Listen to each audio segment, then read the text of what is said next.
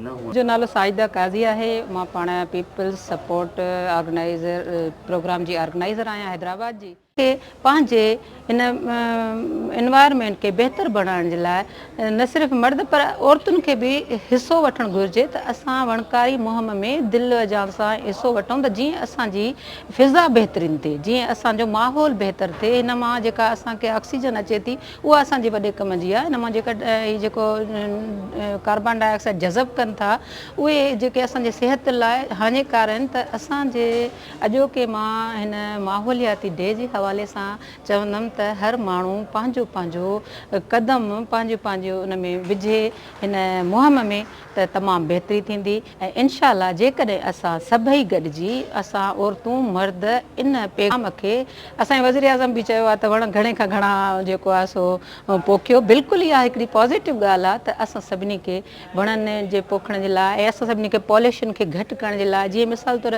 इहे जेके आहिनि बैग्स आहिनि प्लास्टिक जूं, असां उन्हनि ते के माण्हुनि खे चऊं त असां घटि में घटि उन्हनि जो यूज़ कयूं। बल्कि पहिरियों पाण खां असां शुरू कयूं त असां उन्हनि खे चऊं त असांखे हिन में न ॾियो। या असां कोई अहिड़ो मिसाल तौरु जीअं सर्जन चयो हिकिड़नि त असांजे प्रोग्राम जेको हुयो त असां थांव इस्तेमालु कयूं। अगरि असां खीर वठणु वञूं था त असां प्लास्टिक जे बैग वठण खां बहितर इहो आहे त असां उनखे कोई असां यूज़ कयूं थांव वग़ैरह। उन खां अलावा असां पंहिंजे जेके घिटियुनि खे पंहिंजे घरनि खे त साफ़ु कयूं था, पर असांजे घिटियुनि में जंहिं माहौल में रहूं था उहो असांजो अगरि गंदो हूंदो त उहा जेका फ़िज़ा, उहा जेका हवा जेका असां अंदरि खणूं था पिया उहा गंदी हूंदी। असां उनखे बहितर करण जे लाइ क़दम वठूं, असां कुझु कोशिशूं वठूं त बहितर थींदो।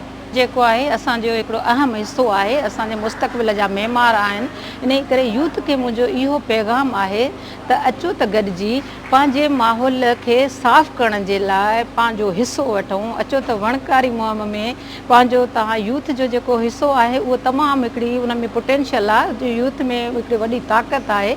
त अचो त गॾिजी करे तव्हां ऐं असां हिन हिते पंहिंजे माहौल खे बहितर करण लाइ कोशिशूं वठूं, क़दम वठूं, अॻिते खणूं त जीअं अॻिते आईंदे जे लाइ असांजी बहितरी थी सघे। ऐं असांजे इनशा छो त पढ़ियल लिखियल जेका यूथ आहे, पर उन्हनि खे इहो बि चवंदमि त जेको जीअं मिसाल तौरु उहो वर्ज़िश वग़ैरह कनि त उन्हनि जी जेको बॉडी वग़ैरह बि बहितर थींदी। पर उन लाइ असांखे वणकारी मुहिम ते घणे खां घणो हिसो वठूं सभु गॾिजी त असांजो जीअं जेको आईंदो बि बहितर थिए, असां पाण बि बहितर ज़िंदगी गुज़ारे सघूं।